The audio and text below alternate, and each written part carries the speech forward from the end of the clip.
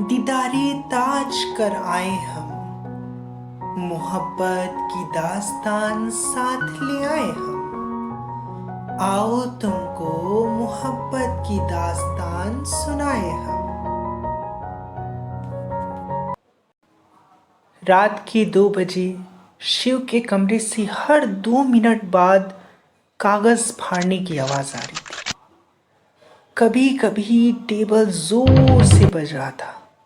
ऐसा लग रहा था कोई उस पर जोर से हाथ मार रहा हो, गुस्से की आलम में।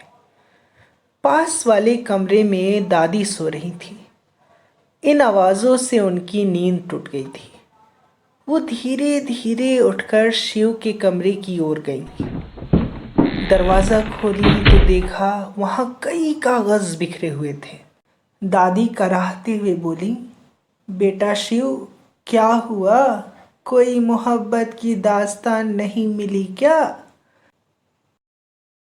शिव एक राइटर है।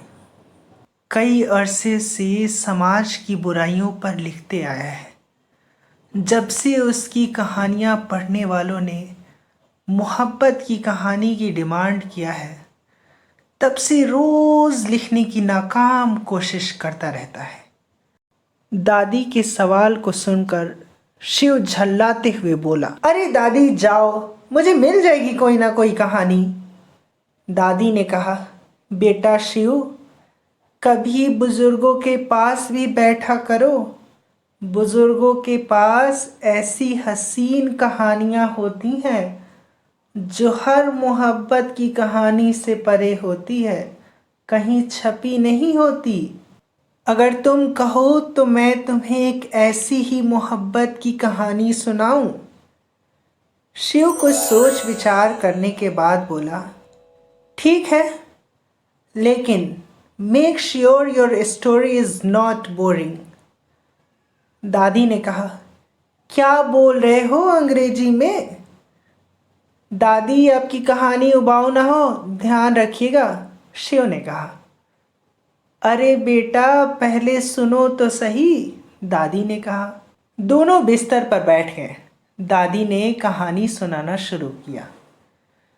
तो बेटा, बात उस समय की है जब तुम्हारे दादा मुझे मोहब्बत नगरी ले गए थे, ताज दिखाने। उस वक्त हमारी शादी को हुए कुछ 10 साल ही हुए थे। मैं ताज महल में लहंगा पहने किसी हीरोइनी की तरह नाच रही थी, इधर उधर उछल कूद कर रही थी। तभी मेरे पाँव में मोच आ गई। तुम्हारे दादा बहुत परेशान हो गए और डॉक्टर को ढूंढने लगे। वहाँ उन्होंने किसी से पता किया तो पता चला कि पास में ही डॉक्टर नूर की क्लिनिक है। वहाँ मुझे ले जाया गया। डॉक्टर ने मेरा इलाज करना शुरू किया। शिव ने कहा, दादी, ये कौन सी मोहब्बत की कहानी है? मुझे नहीं जानना कि डॉक्टर ने कैसे इलाज किया। मुझे मोहब्बत की कहानी सुनाना है तो सुनाइए। दादी ने कहा, ठीक है, सीधे कहानी सुनाती हूँ। डॉक्टर के पास इलाज के सिलसिले में मैं रोज़ जाने लगी। डॉक्टर का पूरा नाम था डॉक्टर नूरजहां, लेकिन वो एक 30 साल की उम्र का नौजवान लड़का था। नाम नूरजहां था और माथे पर सनातनी तिलक लगाता था। मैं ये देखकर बहुत हैरान हुई थी कि नाम मुसलमान लड़की का, रूप हिंदू का, ऐसा क्यों? मैं डॉक्टर से पूछने लगी कि माजरा क्या है, ये नाम नूरजहां क्यों? डॉक्टर ने हंसकर टाल दिया। मेरे पैर की मोच ठीक होने तक मैं डॉक्टर से मिलती रही, उससे पूछती रही, लेकिन वो डॉक्टर कभी मुतमईन होने वाला जवाब नहीं देता। पूरा आगरा घूमने के बाद मैं वापसी वाले दिन सिकंदरा घूमने गई थी। मैंने देखा कि डॉक्टर नूर शहंशाह अकबर की कब्र के पास खड़े शहंशाह अकबर पर लानत मलामत भेज रहे थे, जोर जोर से चिल्ला रहे थे, ए पुरसुकून सोने वाला बादशाह, उठकर जरा देख, तुम्हारी शुरू की हुई रिवाज से कितने ही जहांगीर अपनी नूर से बेनूर है। तुम्हारी वजह से मेरी नूर मुझसे दूर है। ये देखकर मैं बेचैन हो गई। मैंने डॉक्टर नूर के कंधे पर हाथ रखते हुए कहा, डॉक्टर साहब, एक मुर्दे को लानत मलामत भेजने से क्या फ़ायदा? सारे दुख दर्द मुझसे कह सुनाइए। वो ज़ारो कतार रोने लगा। ये देखकर तुम्हारे दादा ने उन्हें सहारा दिया, उन्हें चुप कराया। कुछ देर में सिसकियां बंद हुई तो डॉक्टर ने कहानी सुनानी शुरू की। मैं जब 12वीं क्लास में था तो मैं अपनी नानी के घर गया था। वहाँ से मेरा इम्तहान का सेंटर करीब था। एक दिन मैं रात का खाना खाकर सर्दियों के कपड़े पहने बाहर निकला, चहलकदमी करने के लिए। कोहरे की चादर दूर दूर तक फैली थी, पास की कोई चीज़ दिखाई न देती थी। तभी मुझे सड़क पर चलने की आवाज़ आई। आवाज़ से ऐसा लग रहा था कि कोई लड़की सैंडल पहने खट खट चले आ रही थी। सैंडल की आवाज़ एकदम करीब से आने लगी। मैं ध्यान से देखने लगा। मैंने टॉर्च जलाया तो देखा एक चांद सी लड़की मेरे टॉर्च की रोशनी में चांद सा चमक रही थी। आंखें बंद किए वहीं खड़ी हो गई, टॉर्च की रोशनी के तरफ हाथ करते हुए एक बड़े सुरीली आवाज़ में बोली, कौन है? उसकी आवाज़ सुनकर थोड़े दूर पर खड़ी उसकी माँ आ गई। बेटा तुम आ गई? उसने माँ से सलाम किया। माँ ने कहा, तुम्हारा भाई कहाँ रह गया? उसने कहा, माँ वो रास्ते में ही बाइक खराब हो गई थी, भाई बनवाने चला गया और मैं आ गई। माँ बेटी मेरी नानी के घर के सामने वाले घर में चले गए। उस रात मुझे एक अलग सी कशिश हो रही थी। पूरी रात बेचैनी में गुजरी। नानी मेरे बेचैनी को देखकर दिलासा देती रहीं कि बेटा सो जाओ, चिंता ना करो, इम्तिहान अच्छा हो जाएगा। मैं तो एक अलग ही इम्तिहान का सोच रहा था। अगले दिन जब मैं आखिरी इम्तिहान देकर आया तो मेरे नानी के घर में चहल पहल हो रही थी। मुझे यकायक वही सुरीली आवाज़ आई जो मैंने पिछली रात सुनी थी। मैं उस आवाज़ की तरफ दौड़ा दौड़ा गया और दरवाजे के पास खड़ा हो गया। नानी ने मुझे देख लिया। नानी मुझसे मुखातिब होकर बोली, बेटा प्रकाश आओ, हमारी पड़ोसी से मिलो। ये 11वीं क्लास में बाहर सेंट्रल यूनिवर्सिटी में पढ़ती हैं। बेटा शिव, डॉक्टर ने उस वक्त हमसे मुखातिब होकर कहा, जी मेरा नाम प्रकाश है, मैं बताना भूल गया था। फिर आगे कहानी सुनाना शुरू किया। दादी ने कहा। मैंने उससे प्रणाम किया। उसने जवाब में सलाम कहा। मैं नानी से बोला, नानी नाम भी तो बताइए हमारी पड़ोसी का। नानी सिर पर हाथ मारते हुए बोली, लो मैंने नाम तो बताया नहीं, इनका नाम भी प्रकाश है, उर्दू में बोले तो नूर जहां। ये सुनकर मैं और नूर हंसने लगे। नूर मेरे नानी के यहाँ रोज़ आती, हमारी बातें होने लगी। धीरे धीरे हम अच्छे दोस्त बने, फिर दोस्त से आशिक।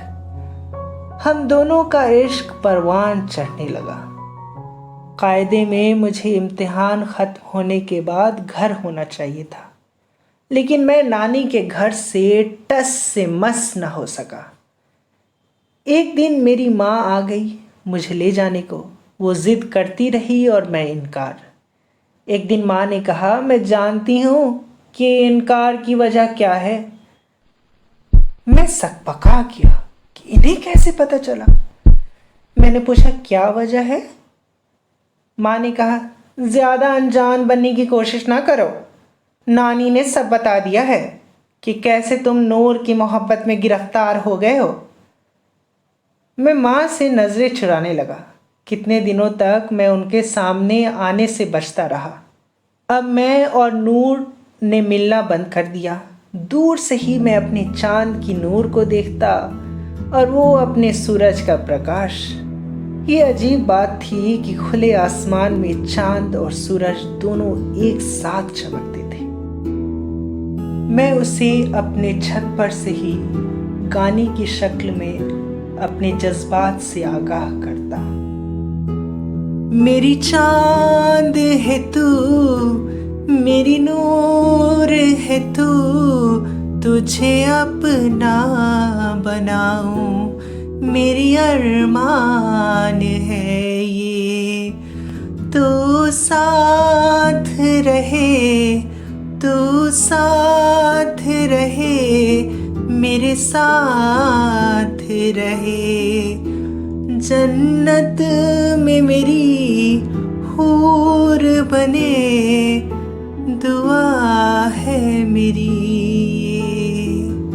मेरे गाने को वो सुनकर चांद सा मुस्कुराती और मैं खुश हो जाता। एक शब नानी ने मुझे बुलाया और जो उन्होंने मुझसे कहा मैं दंग रह गया। नानी ने कहा, बेटा तुम्हारी माँ ने मुझे भेजा है तुम्हारे पास तुमसे बात करने। मैंने कहा, जी बताइए नानी। नानी ने कहा, बेटा वो तुम्हारी शादी की बात नूर की अम्मी से कर चुकी है। उन लोग को मज़हब से कोई परेशानी नहीं है, लेकिन मैं बेचैनी से पूछने लगा, क्या लेकिन नानी, मेहरबानी करके बताएं। नानी झिझकते हुए बोली कि नूर की अम्मी की दिली ख्वाहिश है कि उनका दामाद एक सरकारी डॉक्टर हो, लेकिन तुम तो इंजीनियर बनना चाहते हो।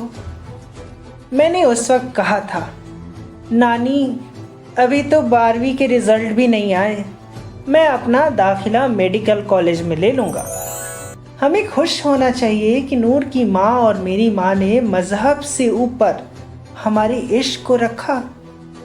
माँ को मेरा शुक्रिया कहिएगा और उनसे कहिएगा कि पैगाम पहुँचा दें कि मैं डॉक्टर बनने के लिए तैयार हूँ, और नूर की माँ को ये यकीन ज़रूर दिलाएं कि शादी के बाद नूर अपने मज़हब को मानने के लिए आज़ाद रहेगी। मेरी प्यारी नानी, माँ से ये भी कहिएगा कि कल मैं घर जाने को तैयार हूँ।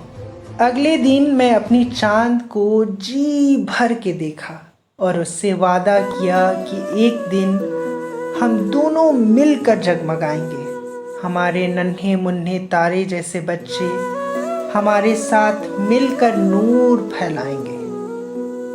इन्हीं वादों के साथ मैं अपने घर चला गया। बोर्ड का नतीजा आया और मैं कामयाब हुआ। किस्मत से मुझे दिल्ली के सरकारी मेडिकल कॉलेज में दाखिला मिला। मैं 5 सालों तक पढ़ाई करता रहा। इस दरमियान नानी से ख़त के ज़रिए नूर का हाल मालूम होता रहा। मैं डॉक्टर की डिग्री लिए वापस घर आया। मैं बहुत खुश था कि अब हमारी शादी होगी। लेकिन जब मेरी माँ नूर के तरफ पैगाम लेकर गई तो नूर की माँ ने कहा, देखिए समधन जी, मैंने पहले ही कहा था कि मेरा दामाद सरकारी डॉक्टर होना चाहिए। वो तो बना नहीं आपका बेटा। अगर और 1 बरस के अंदर सरकारी डॉक्टर नहीं बना तो मैं अपनी बेटी की ब्याह अपने बिरादरी में सरकारी डॉक्टर से करवा दूंगी। मेरी माँ ने उन्हें बहुत समझाया कि सरकारी डॉक्टर बनने में थोड़ा समय लगता है, ब्याह अभी कर दी जाए, धीरे धीरे मेरा बेटा सरकारी डॉक्टर बन जाएगा। लेकिन उन्होंने एक ना सुनी। मैं सरकारी डॉक्टर बनने के लिए कोशिश करने लगा। कई जगह मैंने दरख्वास्त दी, पैरवी लगाई, लेकिन सब जगह से यही जवाब मिला कि अभी 1-2 साल का तजुर्बा तो हासिल करो डॉक्टर साहब। मुझे सिर्फ व सिर्फ मायूसी हासिल हुई। एक दिन मुझे खबर मिली कि नूर की शादी कहीं और पक्की हो गई। मैं भागे भागे आया। मेरी माँ और मैंने नूर की माँ से बहुत मिन्नत समाजत की, लेकिन उन्होंने हमारी एक नहीं सुनी। मेरे नज़रों के सामने ही नूर की शादी कर दी गई। अपने अरमानों के कब्र पर फूल चढ़ा आए हम, अपने अरमानों के कब्र पर फूल चढ़ा आए हम। भारी मन से ही सही नूर को विदा कर आए हम। शिव बेटा, डॉक्टर ने कहानी सुनाई और तुम्हारे दादा के कंधे पर सिर रख कर रोने लगा। वो दहाड़े मार कर रोने लगा। मुझसे 5-6 बरस छोटा होगा। मैंने डॉक्टर को गले लगाया और चुप कराया और मैंने बादशाह अकबर की कब्र की तरफ देखकर कहा, चाहे कितने भी मोहब्बत के दुश्मन पैदा हो जाएं, मोहब्बत तो मुकम्मल हो ही जाती है। डॉक्टर साहब, रखो हौसला, वो मंजर भी आएगा। प्यासे के पास चलकर समंदर भी आएगा। इश्क के सफर में उम्मीद न हारना, नूर भी मिलेगी और मिलने का मजा भी आएगा। उस वक्त डॉक्टर ने मुस्कुराते हुए कहा था, जी मैं इसी इंतजार में तो जी रहा हूँ। मेरी नूर मुझे ज़रूर मिलेगी। उस दिन से मैं डॉक्टर प्रकाश कहलाऊंगा और वो मेरी नूर। तब तक मैं डॉक्टर नूर जहां ही कहलाऊंगा। उस वक्त डॉक्टर की बातों से ऐसी उम्मीद झलक रही थी जैसे वो नूर के लिए पूरी उम्र इंतज़ार में गुजार देगा। बेटा शिव, मैं डॉक्टर को दिलासा देकर तुम्हारे दादा के साथ घर वापस आ गई। शिव ने बेचैनी से पूछा, क्या हुआ होगा? वो दोबारा मिले होंगे? दादी ने कहा, पता नहीं बेटा, मुसन्निफ तुम हो, इसके आगे की कहानी तुम खुद से लिख लेना।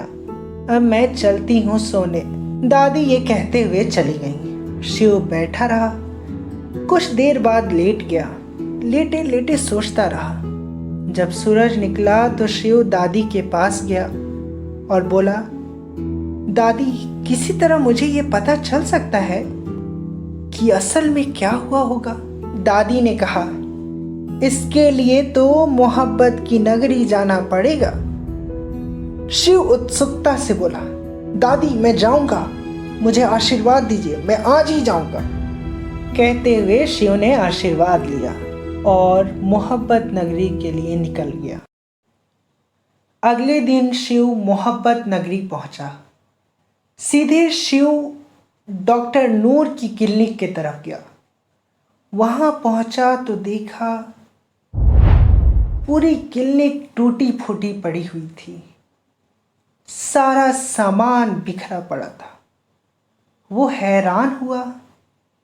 मामले की तह तक जाने के लिए वो अंदर जाने लगा। उसका पैर किसी सख्त चीज पर पड़ा। उस पर धूल जमी थी। उसने पैर से ही धूल को साफ किया। धूल हटी और उसकी हैरानी भी। वो खुश हो गया। वो क्लिनिक का बोर्ड था। उस पर लिखा था, डॉक्टर प्रकाश। ये पढ़कर शिव बहुत खुश हुआ कि इसका मतलब डॉक्टर प्रकाश और नूरजहां फिर से मिल गए होंगे। उसे फौरन जेब से फोन निकाला और दादी को फोन करके खुशखबरी दी। दादी ये सुनकर बहुत खुश हुई, लेकिन उन्होंने पूछा, ये तोड़ फोड़ क्यों? डॉक्टर प्रकाश तो ठीक है। शिव ने कहा, दादी मैंने ये तो सोचा ही नहीं, मैं पता करके फोन करता हूँ। ये कहकर शिव वहां डॉक्टर के घर का पता खोजने लगा। कुछ सामान उलट पुलट करने पर डॉक्टर के घर का पता मिला।